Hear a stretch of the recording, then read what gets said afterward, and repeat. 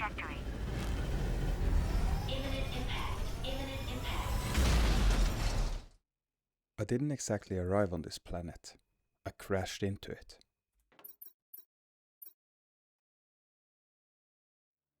Hard enough that my ship looked like it has lost an argument with gravity.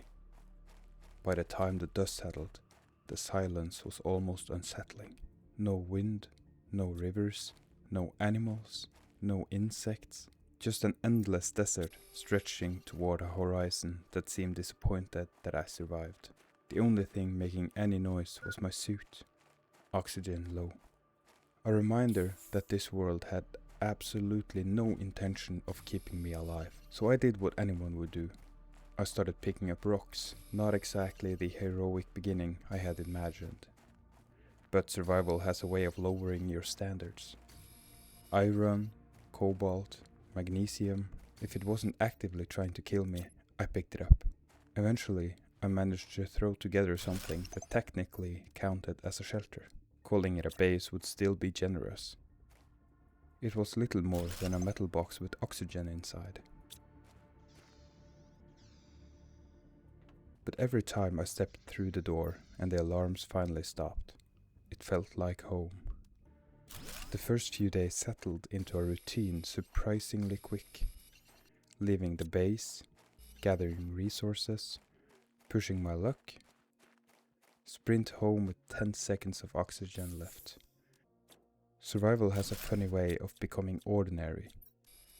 Before long, I wasn't just collecting enough resources to stay alive. I was collecting enough to build.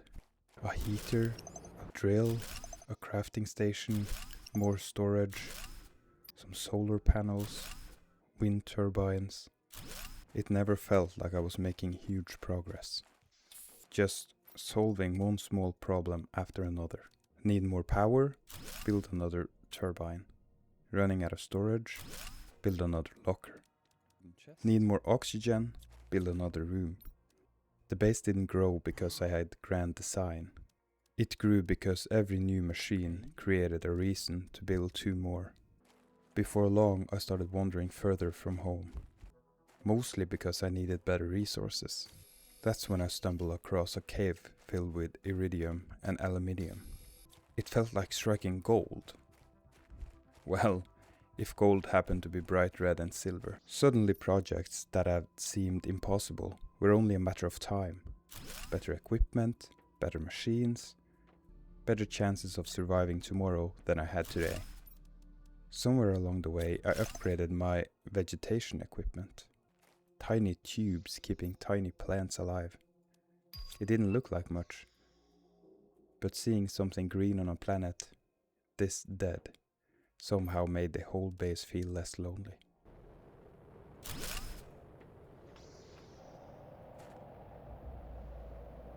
What is that?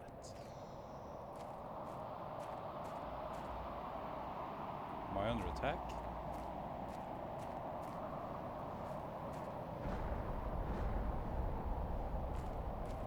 What's this?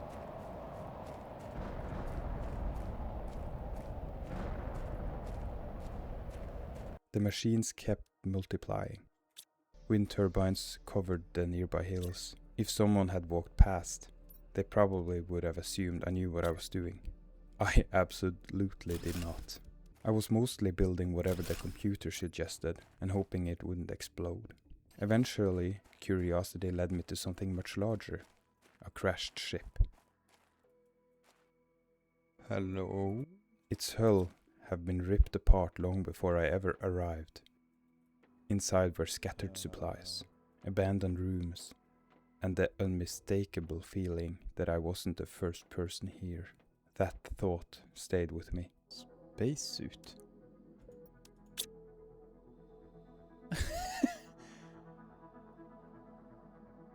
Someone had walked these corridors before me. Someone had looked out across this same empty desert. Someone had failed. I left with more questions than answers. Back at the base, the machines kept working. Every screen showed the same thing. Heat increasing, pressure rising, oxygen climbing. According to the numbers, an entire planet was changing. According to my eyes, It still looked exactly the same. Until one morning, I looked up. The sky wasn't quite as red anymore. There was blue. Barely enough to notice, but enough that I couldn't stop looking. Is it starting to turn green? Or am I just...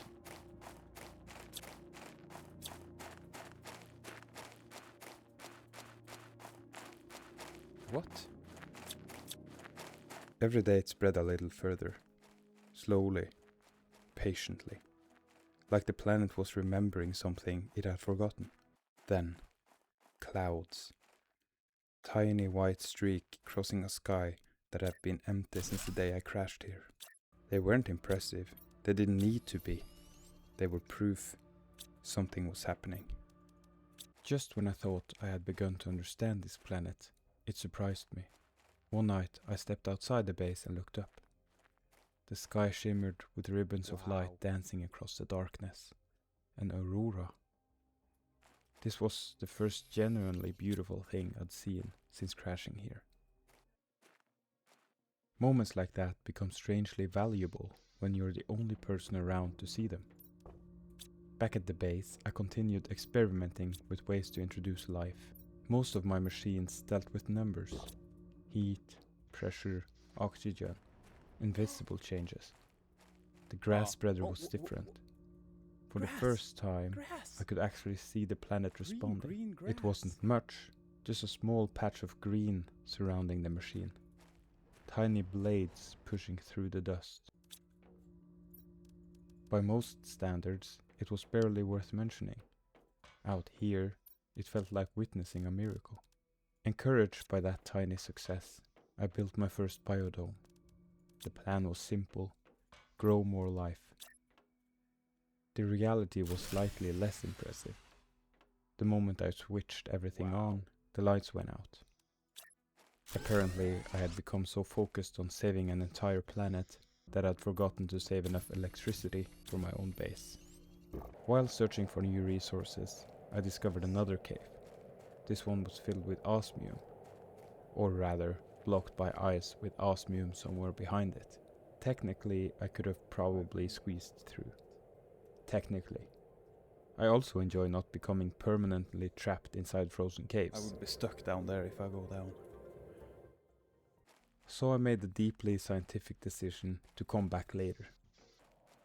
It's Then raining. the rain arrived. What? Not a storm, Is it? Yeah, it's raining. or not at first, just a few drops striking the sand. Oh my god. I remember running, listening. After spending so much time in absolute silence, even the sound of rainfall felt unfamiliar. The drops became heavier, the sky darker. For the first time since I crashed, this planet had weather, and somehow that changed everything. Rain meant the atmosphere was changing. Changing meant the machines were working. Working meant this impossible project might actually be possible. Walking back towards the base, I slipped from a cliff. Oh, my feet. And it turns out, gravity still worked perfectly. From the ground below, I looked back towards the base. The tiny structure I'd built looked almost insignificant against the endless desert. And yet, it had become the center of everything.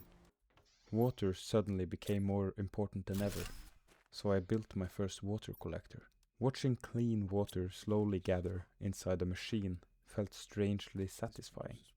Not exciting and not dramatic, just one more impossible thing became ordinary. What's this? Then came the discovery that stayed with me the longest. At first, I thought it was another abandoned camp. But instead, I found an astronaut. You sent me to die. You knew it was impossible. You don't even care. All you care about is profit and colonization. Whoever thought this was a good idea should go to hell. A pardon was never a part of the plan. Be cursed, Sentinel Corp. Still there, still wearing the suit. Still exactly where the journey had ended. Beside them was a message, one final attempt to leave something behind. Until then, every explorer I'd encountered had existed only through computer logs and forgotten terminals. This was different. This was real. For the first time, I wasn't imagining the people who came before me. I was standing beside one of them. If this planet had already defeated so many others, what exactly made me think I'd be different? I never found an answer. I just simply walked back to the base and got back to work. The planet was changing faster now. Not dramatically, not overnight, but fast enough that every expedition felt slightly different from the last. Even the osmium cave had changed. The ice that had once blocked the entrance had begun to melt, leaving just enough space for me to squeeze through. It wasn't exactly a graceful entrance, more somewhere between parkour and poor decision making, but it worked. Inside, the osmium I'd been waiting for was finally mine. Not long after, I discovered another cave rich with uranium. A few days earlier, I would have spent hours mining everything by hand. Instead, I let the machines do it. One automatic miner became 2, then 4. Iridium.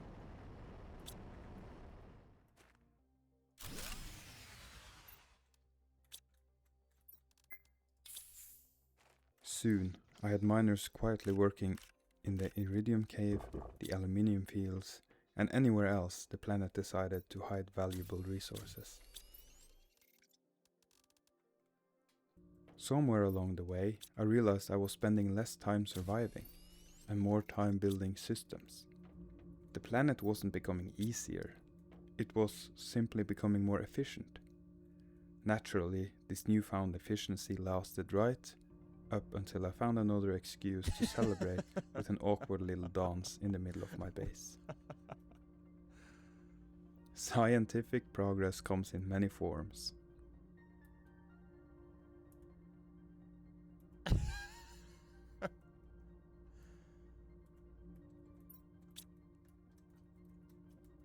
Power then became the next challenge. Again, the growing network of machines demanded far more electricity than wind turbines could realistically provide. So I retired most of them in favor of something a little more ambitious. Nuclear reactors. Quiet, reliable, and significantly less embarrassing than covering the desert with hundreds of spinning fans. With resources flowing steadily, the original base began to feel cramped. It had kept me alive, but it hadn't been designed for a future. So I moved. A larger location, flatter grounds, and with room to expand. Packing everything into a new home felt strangely satisfying, like this mission had finally evolved beyond simple survival, as if the planet approved of the decision. The rain returned. Wow, it's like Only this time it wasn't gentle.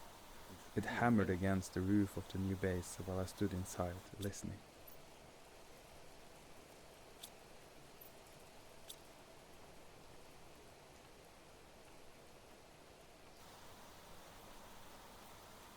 wow. Weeks ago, rain would have been unimaginable. Now it almost sounds familiar. When I returned to dismantle the old base, the landscape had transformed yet again. Pools of water What? surrounded the valley. Uh-oh. That's water, right? Oh no, my base. Uh-oh. Is this gonna be flooded? The paths I'd walked countless times had disappeared beneath the surface. Eventually, I found myself swimming through water where I used to run.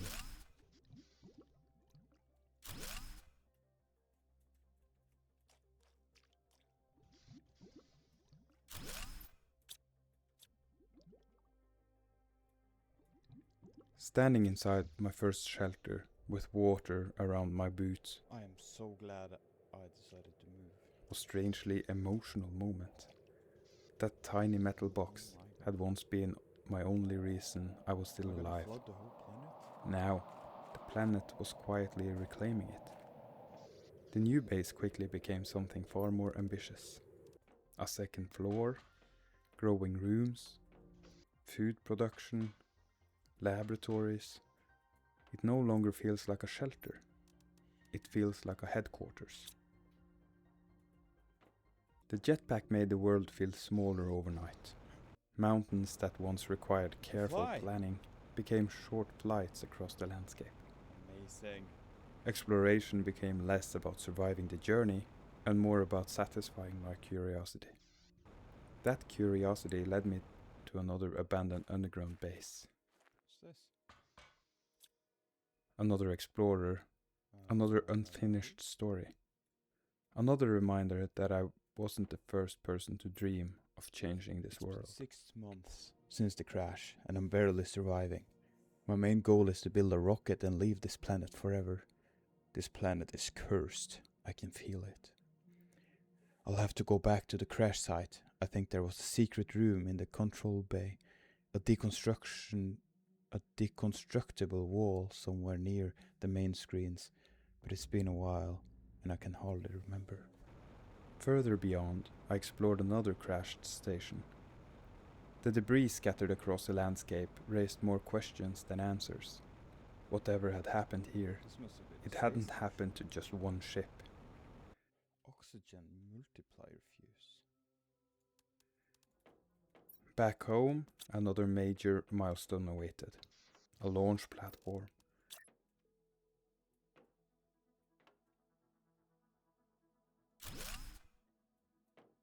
Oh my god. Until now, every machine I'd built stayed firmly on the ground. Now, I could finally send something into the orbit.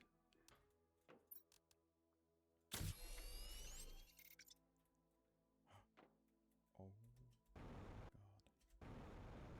Can I get up?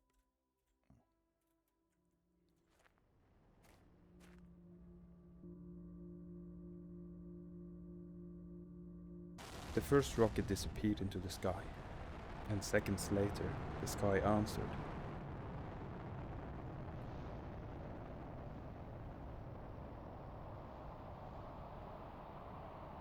Bye-bye, rockets.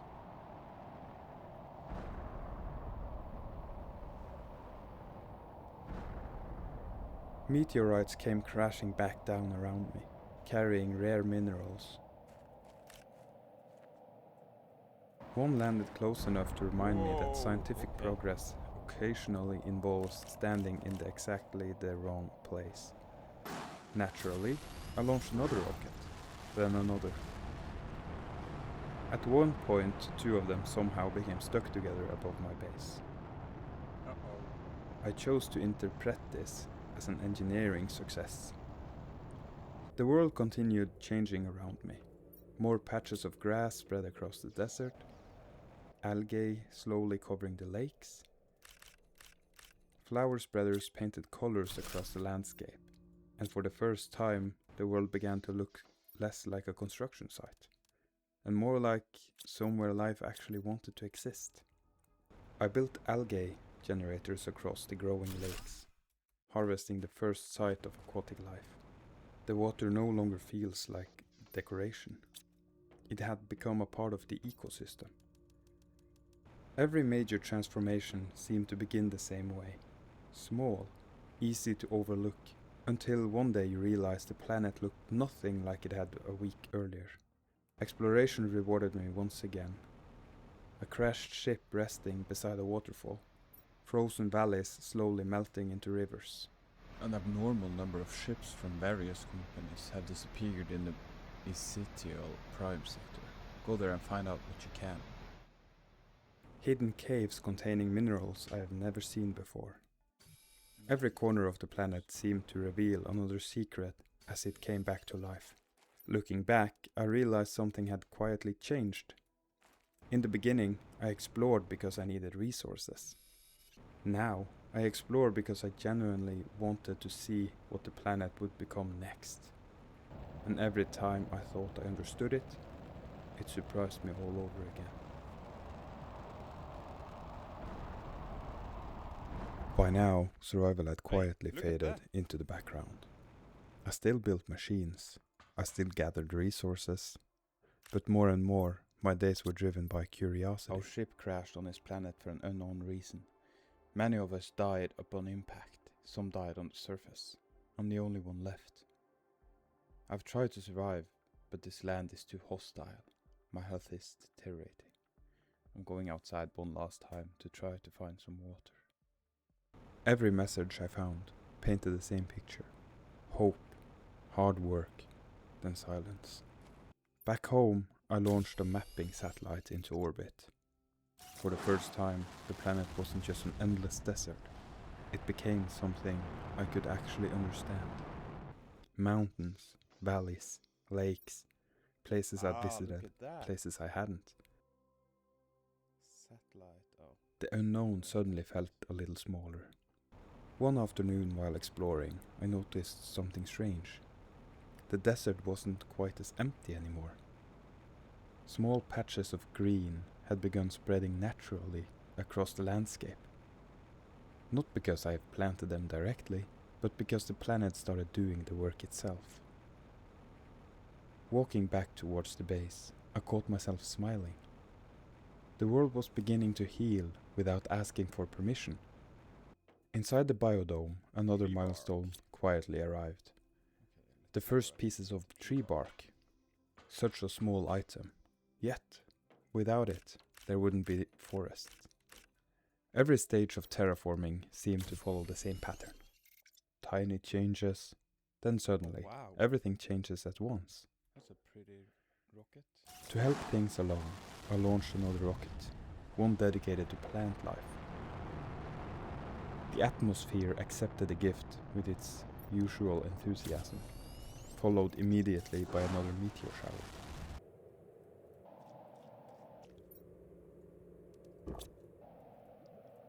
At this point, I had accepted that every scientific breakthrough came with a small chance of being flattened by space rocks. Transportation was changing too. I built my first vehicle. For weeks, I'd crossed the planet on foot. Now I could cover the same distance in minutes. Naturally, I immediately started driving absolutely everywhere. Sometimes even where roads had never been invented. The extra freedom led me back to a lonely crash pod I discovered earlier. Nearby stood the remains of another planet crafter's attempt at survival. Broken machines, empty room, half-finished construction. You got that many super alloys? It looked painfully familiar.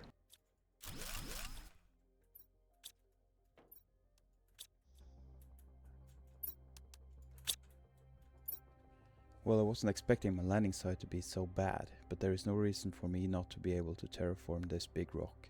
I have enough knowledge to succeed.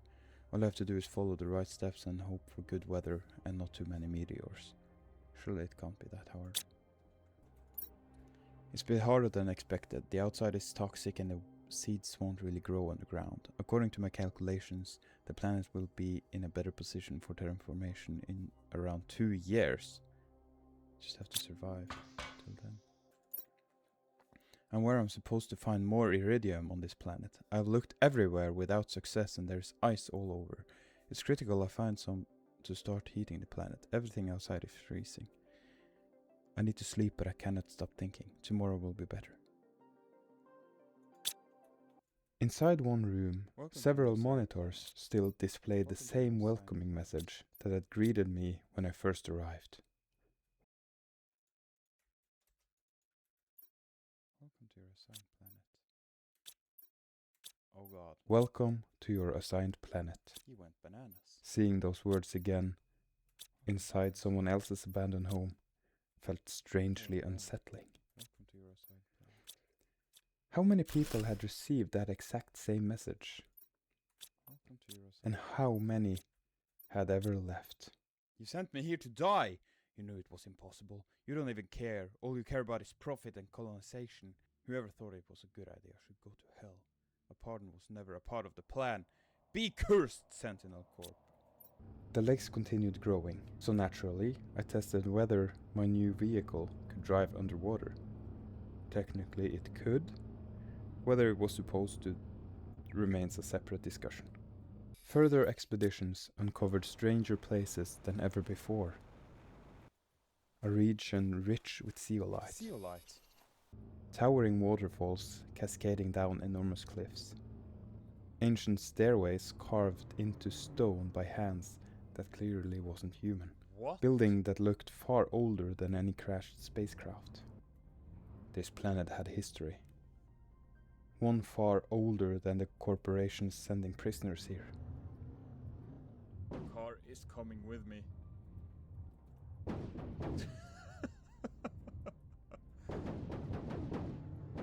Then the planet reminded me that progress doesn't make you invisible. During one meteor shower, I didn't quite move fast enough. And it turns out, being hit by a falling rock is surprisingly unhealthy. Fortunately, dying turned out to be more of an inconvenience than a permanent career decision. I tried not to making it a habit. Exploration only became stranger after that. Hidden valleys, forgotten ruins, ancient structures standing silently above the growing forest. Flying back towards the base one evening, I finally saw the transformation from above. Flowers, grass, colors. The endless red desert that had greeted me after the crash was becoming harder and harder to recognize.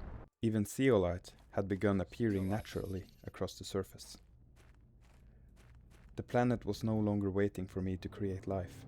It was beginning to create opportunities of its own. Back at the base, industry continued expanding. More nuclear reactors, more advanced mining equipment, ore miners spread across osmium caves, uranium deposits, and superalloy cave-ins, quietly feeding resources back home while I focused on exploration. Oh baby, super alloy miner. The lakes has changed too. They no longer held only water. Corals had begun growing beneath the surface. An ecosystem was quietly assembling itself beneath the waves. While exploring one flooded structure, I uncovered something entirely unexpected.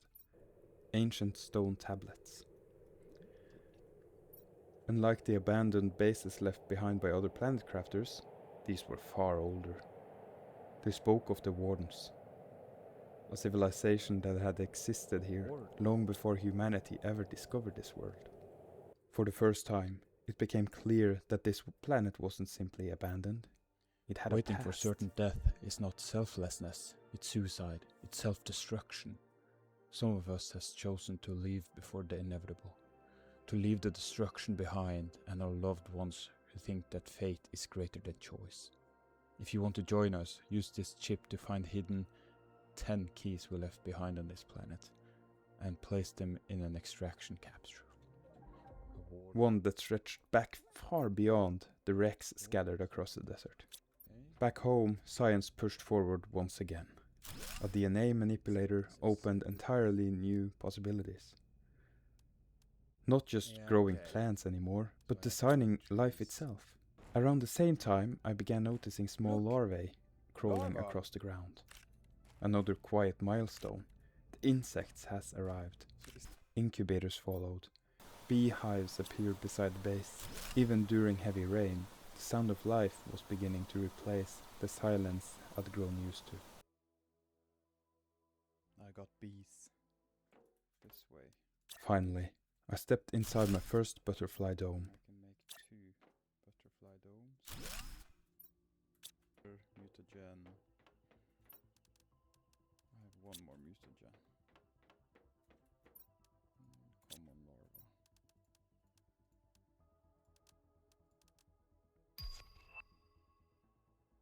Color drifted gently through the air.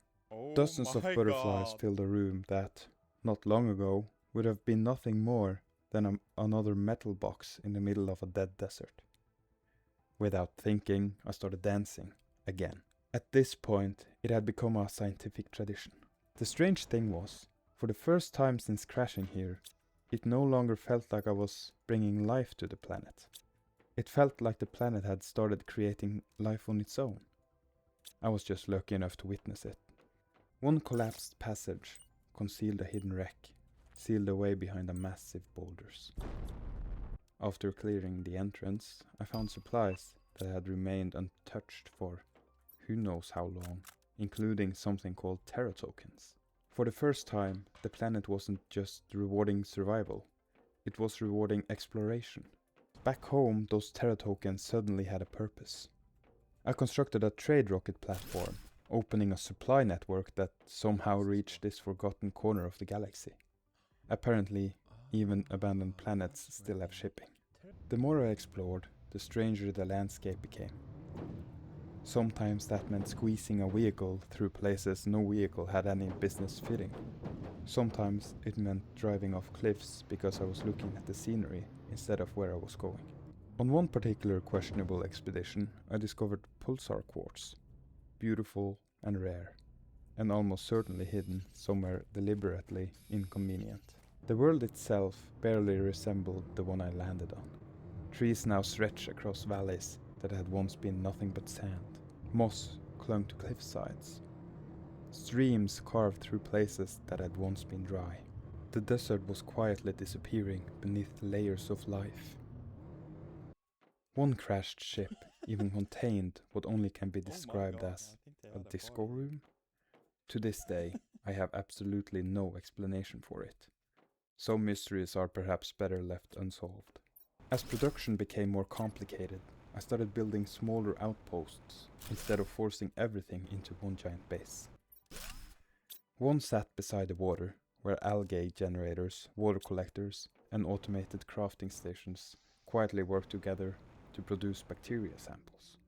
Life also introduced entirely new problems, like trees. I spent weeks trying to grow them, only to discover they'd grown so well that they blocked my vehicle. It's difficult to complain about having too many trees on a planet that started off as a desert. Further expeditions uncovered places unlike anything I'd seen. A valley filled with crimson trees surrounding deep red water. A crashed ship resting silently among them.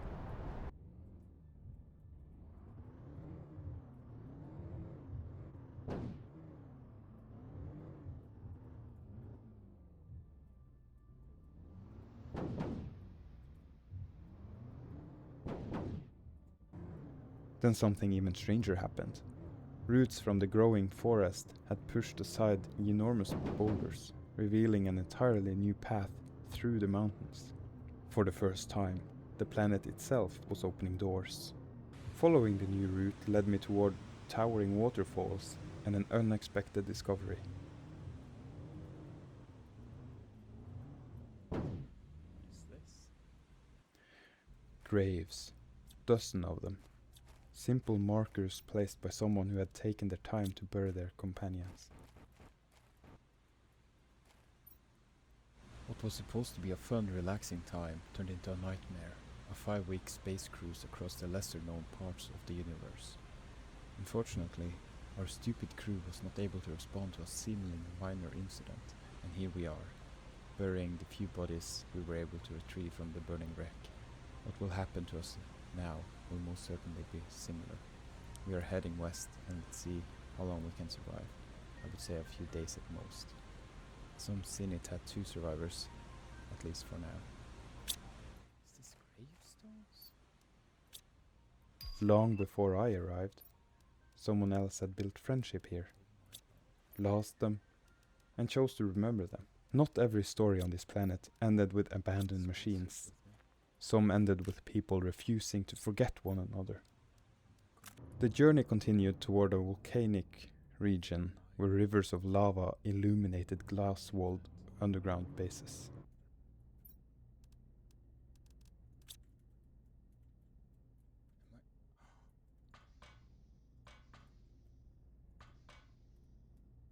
Oh my god. But now I am a captive, bodily in irons in a dungeon and mentally imprisoned in one idea. One horrible, one hideous, one unconquerable idea. I have only one thought, one conviction, one certitude. Condemned to death. Even in one of the most hostile places imaginable, someone had tried to build a home. Naturally, I immediately drove my vehicle into the lava. Oh no, no.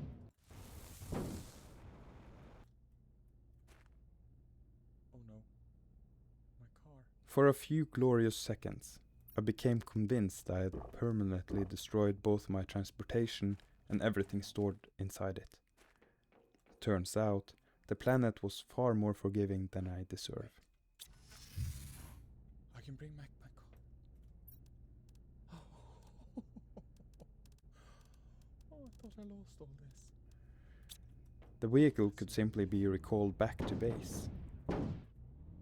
I have never been happier to discover a feature I probably should have read about earlier. On the walk home, I found another hidden cave. Where am I? Purple water, towering mushrooms. This underground cave is a blessing for us wardens. It has a lot of resources and is underground, allowing us to stay hidden from outer space. This planet has been chosen really carefully, and now I understand why. I can't wait to start building our settlement and fulfilling our destiny. Ancient warden writings carved into stone, and what looked suspiciously like some sort of ancient key mechanism. At the time, I had no idea of what any of it meant. I simply added another mystery to an already growing collection.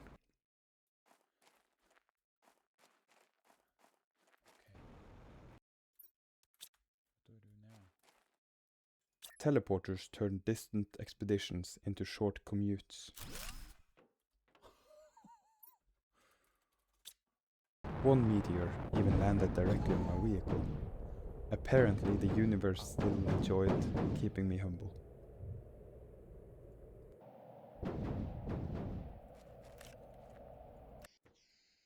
I never noticed that I have unlimited oxygen.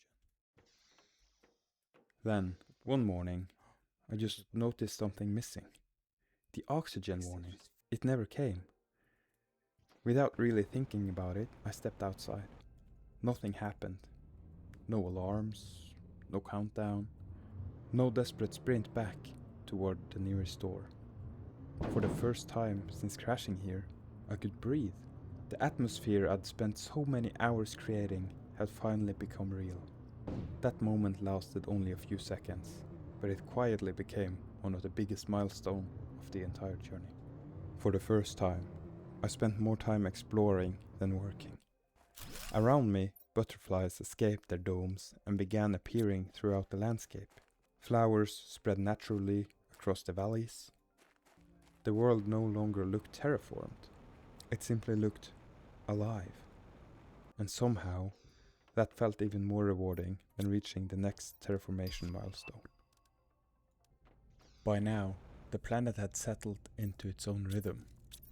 For the first time since arriving, I wasn't the busiest worker anymore. The drones were. One by one, I built small flying assistants and connected them to mining stations scattered across the planet, or disappeared from distant caves, only to quietly appear inside storage lockers back at the base. Watching them work felt oddly satisfying. For weeks, I'd been running across the entire planet collecting resources. But now, the planet seemed perfectly capable of delivering them to my doorstep. With the day-to-day work becoming increasingly automated, I finally had more time to chase the mysteries I'd been ignoring. The warden writings I discovered earlier still refused to leave my mind. So, I built a detector capable of locating ancient warden keys. It didn't take long before I found the first one, half hidden among the rocks, as though it had been waiting centuries for someone curious enough to look. Warden's altar, Warden's key.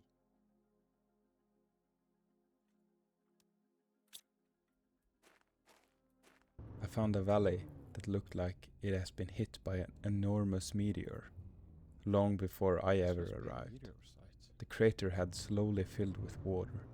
A tiny island stood at its center, trees surrounded the shoreline. Nature had quietly reclaimed what must once have been an incredible disaster. It struck me how often this planet seemed to do that. It didn't erase its scars, it simply learned to grow around them. Back home, another milestone arrived. The first aquarium. For the first time, the goal wasn't simply growing plants, it was creating animals. Of course, before I could populate an aquarium, I actually needed fish, which somehow resulted in me driving the vehicle into lava. Again. At this point, I had accepted that my relationship with molten rock was becoming embarrassingly consistent. Eventually, I discovered that fish eggs couldn't simply be found laying around. They had to be collected from the water itself. So I built water life collectors across the lakes, patiently waiting for the first eggs to appear. Soon afterwards, another incubator came online. This time, it wasn't producing insects, it was producing fish. Holding that first fish egg felt surprisingly significant. Not because it was rare, because it represented something entirely new. Until now, I had been restoring a planet. Now, I was helping populate one. As life became more complicated, the base evolved alongside it.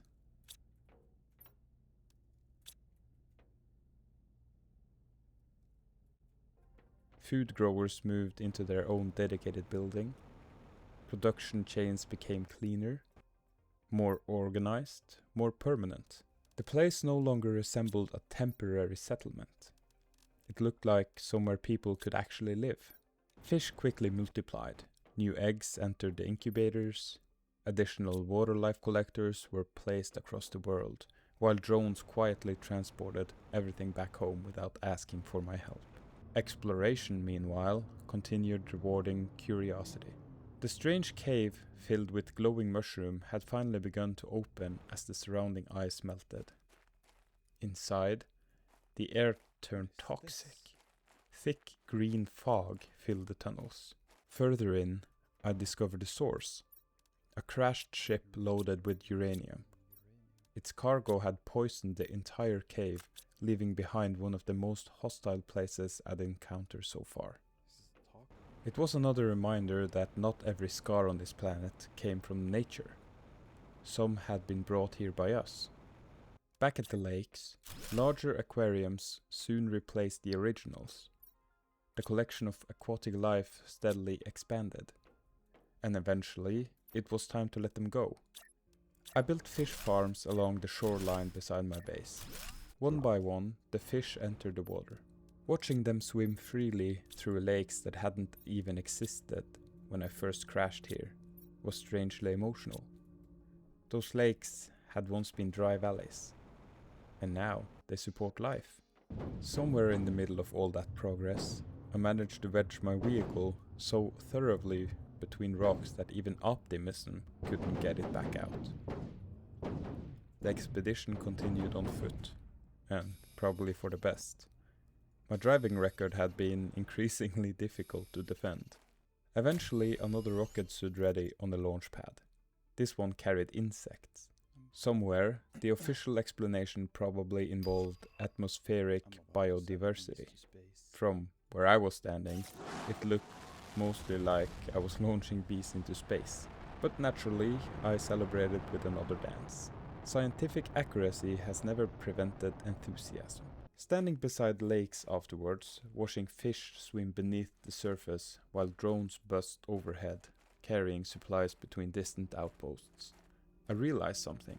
When I first arrived, every sound came from my own machines. But now, the planet had its own. Water, insects, wildlife, wind through growing forests. The world no longer feels quiet. It sounds alive. Somewhere along the journey, I stopped measuring progress by numbers. The terraformation index was still climbing, and machines were still running. Rockets still disappeared into the sky, but those numbers mattered less than what I could actually see around me. The planet no longer needed to convince me it was alive. It simply was. The ecosystem continued expanding almost by itself. New facilities produced insects larvae around the clock. Beehives multiplied, fish farms stretched across the lakes. Entire buildings became dedicated to supporting life instead of merely supporting me. Looking around the base, it struck me how different everything had become. Once, every room had existed to keep one person alive. But now, most of them existed for everything else. The next milestone arrived with frogs. Tiny amphibians slowly appearing around the growing wetlands. I built dedicated habitats for them, collected eggs from across the planet, and gradually expanded their new home. Finding rare golden frogs felt oddly exciting, not because I needed them, but because discovering new life had somehow become more rewarding than collecting resources. The DNA manipulator opened another door. Instead of simply finding life, I could now shape it. Creating new genetic samples felt strangely powerful. Equal parts science and responsibility. Eventually another rocket stood ready, this one carrying animal genetics into orbit. By now, I'd accepted that apparently every major breakthrough in biology required launching something absurd into space. The planet seemed surprisingly supporting of the arrangement. While exploring yet another abandoned wreck, I discovered a room filled with what looked like cryogenic pods. Rows of silent chambers, waiting, empty. It was impossible not to wonder who had once slept there, and whether any of them had ever woken up again. Not every discovery carried mystery. Some simply carried peace. One expedition led me to a quiet coastline where forest met calm water beneath an open sky. No wreckage, no abandoned machinery, no warnings, just a beautiful place. I stopped for a moment and simply looked. Weeks earlier, this planet had terrified me. Now, it was difficult to imagine wanting to leave. Even from high above the base, the transformation was impossible to ignore. Forests stretched toward the horizon. Lakes reflected the sky. Flowers colored the valleys. Smoke from reactor mixed with morning mist. For the first time, the base looked like it belonged here. Exploration entered another chapter when I constructed a portal capable of accessing unstable wrecks scattered across the planet. Use this machine to explore the wrecks scattered around your planet. Portal open. This is the only one I can afford.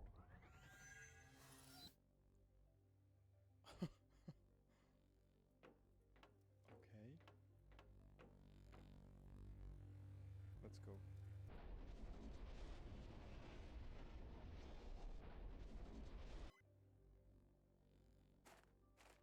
Each journey inside felt different. Twisted corridors, collapsed rooms, forgotten technology. It was as though the planet still had one last collection of secrets hidden away for anyone willing to look. Back home, life continued expanding. More amphibian habitats, more farming facilities. At one point I launched so many rockets that they somehow became tangled together above the base, spinning through the sky in completely defiance of engineering. At this stage, I simply chose not to question it.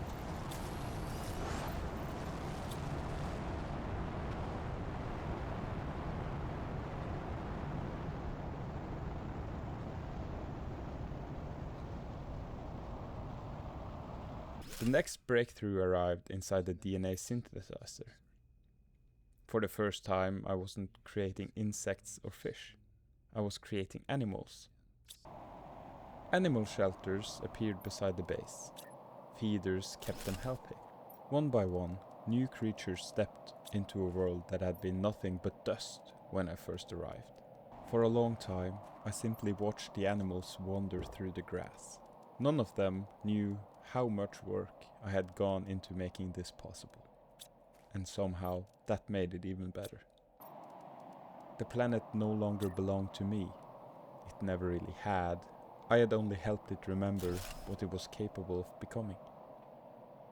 Eventually, one final project remained.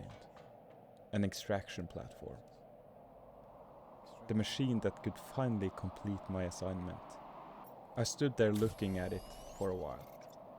For months, every decision had been about staying. Now, for the first time, I had started thinking about leaving. There was just one problem. Something ancient still remained hidden beneath the planet. An anomaly. And before anyone could leave, it would have to be faced. It turns out I've forgotten all about my messages. And that's generally where people put important information. Among them were transmissions from Riley and Sentinel Corp. Coordinates, instructions, places I hadn't yet explored. After everything the planet had already shown me, I figured one more expedition couldn't hurt. That assumption had a habit of being wrong. The journey led me back to the strange cave filled with towering mushrooms and glowing purple water. Earlier, I'd found an ancient mechanism there that made no sense. Now, for the first time, I had the key, and the stone door unlocked.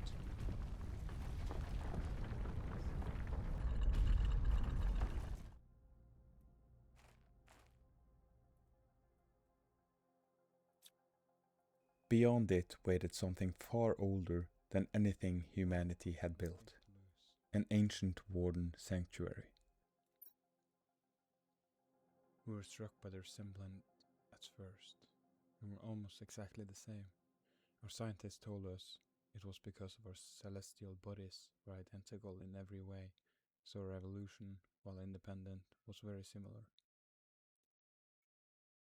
It was like meeting a cousin you never knew you had. They even called us brothers when they started to land on Treya.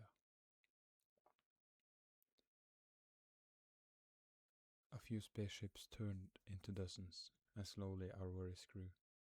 Our main difference were hidden deep inside, biologically. We were identical, but our minds had been shaped differently. By fate or by nature, the fact is that, when we realized it, it was already too late.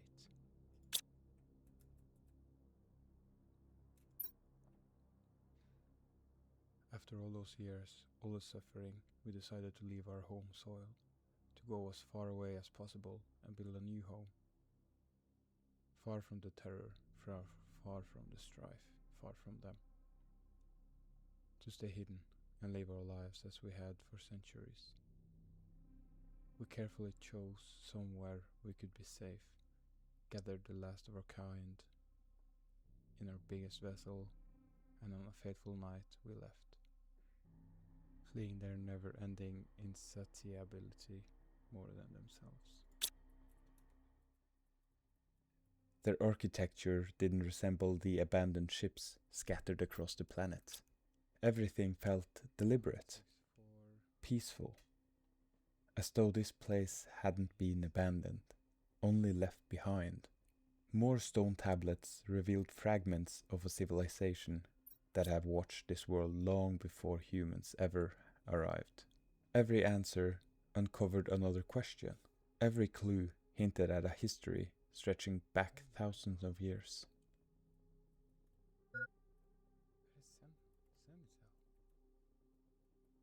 The coordinates continued leading me across the planet. Deep inside the Super Allo cave, another hidden entrance had appeared. Behind it, another city. Larger, older, almost untouched. Among the ruins floated something I'd never seen before. A silent white sphere, suspended effortlessly in the air. It didn't attack, and it didn't move. It just waited. Something told me this was the anomaly I'd been searching for. But curiosity won once again. There were still coordinates left to follow. They eventually led me to a mountain that concealed one final secret.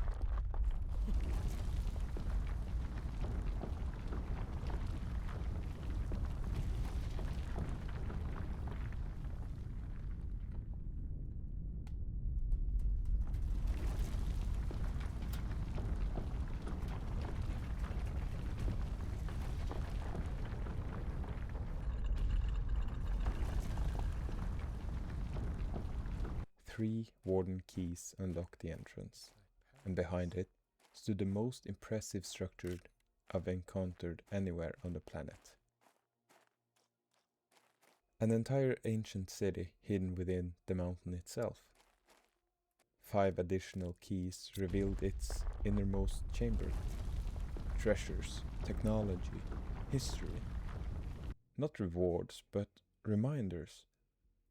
This planet had never been empty.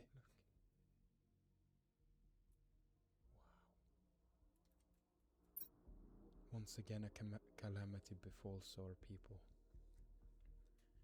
If the predictions are correct, a meteor will hit the planet in just a few days. The cities we built, the splendors we created will fall. Our arts, traditions, discoveries and lives will vanish. Once again, destruction is upon us. But this time, we will not flee as we did generations ago. What's the point of running away when demise chases you so vigorously? We accept our fate, are proud of what we wear, and remain true to our values. Our stories will disappear under the ashes of flames and dust, like a butterfly life, beautiful and evanescent. It's time to meet our end.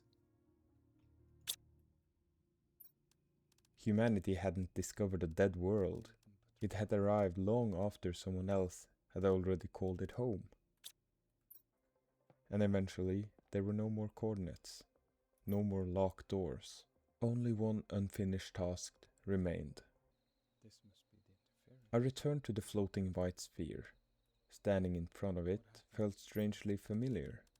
Every abandoned base, every crashed ship, every warden message, every mystery had quietly led me here. There wasn't much ceremony, no dramatic speech, just a carefully placed charge of explosives, a safe distance, and one very loud reminder that solving ancient mysteries can occasionally involve dynamite.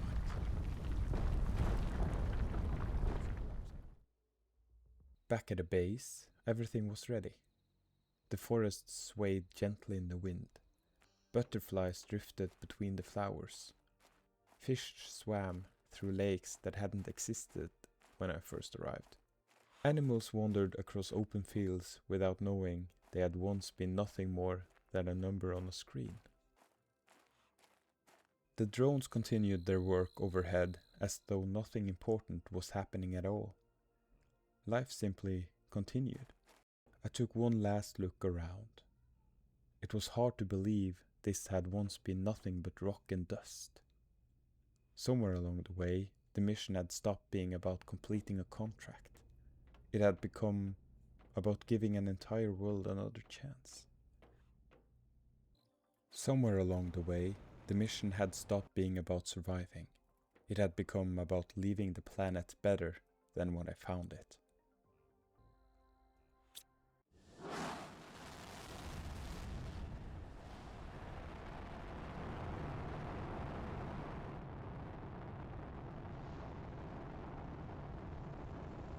The extraction shuttle docked with a much larger ship awaiting in orbit. Sentinel Corp. Waiting exactly where they said they would be. The welcome wasn't exactly warm. Then again, I wasn't expecting an applause. The company got what it wanted. A fully terraformed planet. Another successful project. Another asset added to the list. As for me, I was right back where I started. Still a prisoner. Still working off a sentence that suddenly felt a little longer. Funny, really. I'd spent hundreds of days giving an entire planet a second chance. without ever giving myself one. But as the ship pulled away, I looked back one last time. Below me wasn't a dead world I'd crashed into. There were forests, lakes, clouds drifting across blue skies, animals wandering through fields that hadn't existed when I first arrived. For the first time in a very long time, the planet was alive. Maybe Sentinel Corp would see nothing more than another profitable colony. Maybe they'd never understand what had actually happened down there. But I would, because despite everything, despite the crash, the storms, the endless mining, the abandoned wrecks, the wardens, and every mistake in between, one thing was undeniably true. I hadn't escaped, but the planet had. And somehow, that felt like enough.